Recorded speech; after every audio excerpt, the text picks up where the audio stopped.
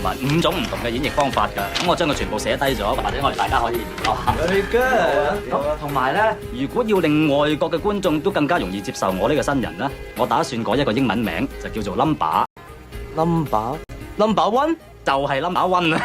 好名啊 ！Very good 啊！咁啊，造型方面啦，我亦都阿秀啊，其實呢部戲本應係由大哥做嘅，咁因為佢期有問題，我哋就決定用新人。但係佢正話又打翻電話俾我哋話個期又 OK 啦，咁所以佢自己會做翻男主角。咁如果咁嘅情況咧，我可以做嗰個大反派啊，因為對於我嚟講都係一個大挑戰嚟。sorry， 大反派嘅角色我哋亦都有人選㗎啦。咁嘅情況咧，咁要睇睇，我覺得裏邊咧都仲有尹生啊，正如阿娟姐講咧，大家知道你係一個非常專業嘅演員，你放心，我哋一定會安排另外一個角色去俾你演出嘅。唔該晒。